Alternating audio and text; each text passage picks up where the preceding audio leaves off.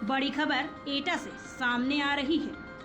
अखिल भारतीय छात्री महासभा के नेतृत्व में रामजी लाल सुमन का फूका पुतला। राणा सांगा के बारे में अभद्र टिप्पणी करने पर सपा राज्यसभा सांसद रामजी लाल सुमन का फूका पुतला, जताया विरोध। छात्री महासभा के कार्यकर्ताओं में अभद्र टिप्पणी करने पर फूका गुस्सा। छात्री समाज के लोगों में आक्रोश, कार्यवाही की मांग। सपा राज्यसभा सांसद ने की थी अभद्र टिप्पणी के बाद राजनीतिक गलियारों का पारा बढ़ गया। पुतला फूंक कर कार्यवाही की मांग की गई।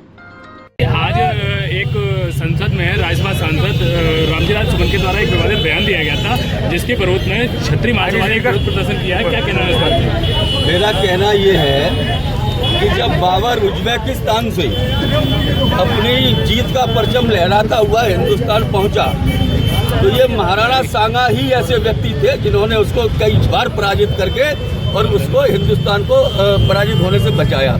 उसके बाद 1527 ईस्वी में बाबर जब आया तो पहला युद्ध बाबर से खांडवा में महाराज का हुआ। महाराज मेवाड़ नरेश थे, महाराजा थे, उनके खिलाफ उनको इतिहास की जानकारी नहीं है। उन्हें इतिहास की जानकारी करनी चाहिए कि महाराजा राणा सांगा कौन थे। इब्राहिम लोधी को कई बार हराया। जो वो कह रहे हैं इब्राहिम लोधी के सारे बुला के लाए, उनको इतिहास की जानकारी नहीं है। बिल्कुल मैं उनसे कहना चाहूँगा कि जो उन्होंने बयान दिया है वो बिल्कुल राजनीति से प्रेरित है। और मैं सपा मुखिया अखिलेश यादव जी से ये अनुरोध करूँगा कि उनको तुरंत पार्टी से निष्कासित करें। समस्त क्षत्रिय समाज का अपमान किया है इन्होंने। समस्त क्षत्रिय समाज बिल्कुल उनके खिलाफ बैठा है और उनको राज्यसभा से निष्कासित करने का भी कार्य करें। सपा सांसद रामजी लाल सुमन द्वारा एक अभद्र टिप्पणी की गई है राणा सांगा को लेकर, क्या कहना चाहेंगे? रामजी लाल सुमन जो सपा के राज्यसभा सांसद हैं, उन्होंने जो टिप्पणी दी है, जो उन्होंने भर्त्सनीय बयान दिया है, जो गंदा बयान उन्होंने दिया है, उसके बारे में मेरा ये कहना है कि रामजी लाल सुमन पहले जाके इतिहास का अध्ययन करें। इतिहास में उनको ये दिखाई मिलेगा कि वो ये कह रहे हैं इब्राहिम के कहने पे बाबर को लाए थे महाराणा सांगा। महाराणा सांगा एक राजा थे, मेवाड़ के नरेश थे। इब्राहिम लोधी को कई बार उन्होंने पराजित किया। उसके बाद 1527 ईस्वी में जब बाबर का हिंदुस्तान में आगमन हुआ तो सबसे पहला युद्ध महाराणा सांगा ने ही उनसे लड़ा और इसको पराजित करके ये वापस लौट गया। जिस बाबर का ये वो कह रहे हैं रामजी लाल सुमन का ये राजनीतिक बयान है। उनका अपना निजी कोई ध्यान नहीं है, उनका निजी कोई विवेक भी नहीं है। राम जी नाम इनका जो लगाया गया है, इनके पूर्वजों ने जो राम लगाया है इनके आगे, मैं समझता हूँ उसकी मर्यादा का इनको स्मरण नहीं है। इनका नाम तो बाबर लाल सुमन होना चाहिए। आज अखिल भारतीय छत्री महासभा के पदाधिकारी लोग एकत्रित हुए, क्या रूपरेखा रही है आज? अखिल भारतीय छत्री महासभा के राष्ट्रीय अध्यक्ष कुंवर हरवंश सिंह, राष्ट्रीय महामंत्री राघवेंद्र राजू जी, प्रदेश अध्यक्ष भुवनेश्वर सिंह जी, उनके आह्वान पर आज समस्त भारतवर्ष में ये कार्यक्रम विरोध प्रदर्शन किया गया है। और आगामी रणनीति ये रहेगी हमारी कि जो हमारी 2-3 मांगे हैं, सबसे पहली तो केंद्र सरकार से ये मांग किया जाए।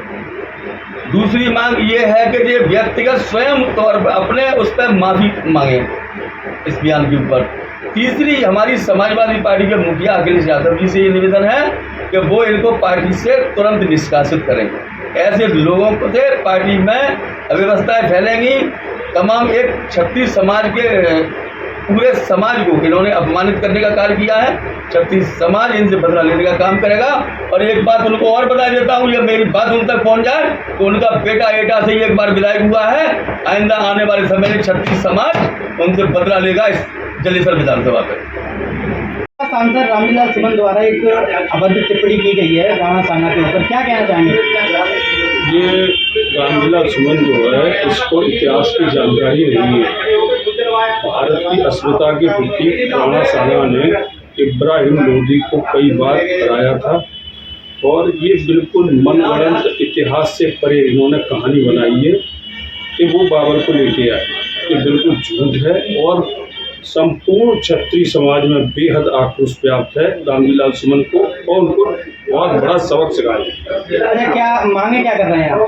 हमारी मांग उनके लिए माफ़ी की नहीं है, हमारी मांग है कि कम से कम उनको निष्कासित किया जाए। इसके अलावा पूरा क्षत्रिय समाज जहाँ से भी ये रामजी सुमन चुनाव लड़ेंगे, इनका विरोध करेंगे, इनके लड़के लड़ेंगे, उनका विरोध करेंगे, इनके कोई भी परिजन जहाँ भी लोकसभा विधानसभा चुनाव लड़ेंगे, हम लोग हर जगह इनका विरोध क्षत्रिय समाज करेगा और इन्हें इनकी औकात बताएगा। आज अखिल भारतीय क्षत्रिय महासभा के पदाधिकारी लोग इकट्ठे हुए थे, क्या क्या क्या विशेषता नहीं? अभी तो शुरुआत में हम लोगों ने आक्रोश व्यक्त